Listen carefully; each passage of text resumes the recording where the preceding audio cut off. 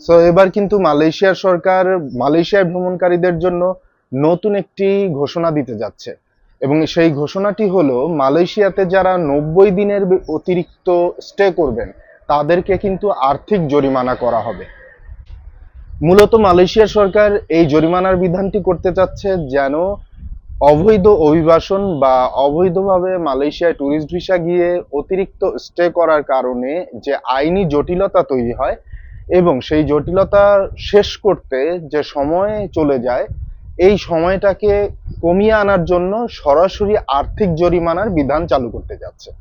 তো এই আর্থিক জরিমানার বিধানটি হবে যারা 1 দিন থেকে 30 দিন পর্যন্ত অতিরিক্ত স্টে করবেন বা মালয়েশিয়ায় থাকবেন তাদেরকে কিন্তু 30 রিঙ্গিত থেকে শুরু করে সর্বোচ্চ 900 রিঙ্গিত পর্যন্ত জরিমানা দিতে হবে, যা বাংলাদেশি টাকায় প্রায় 26,000 টাকা প্রতিদিন।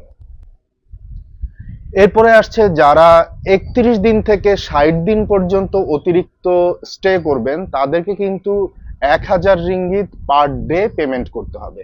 1,000 রিঙ্গিত মানে বাংলাদেশি টাকায় অলমোস্ট 28,000 টাকা প্রতিদিন।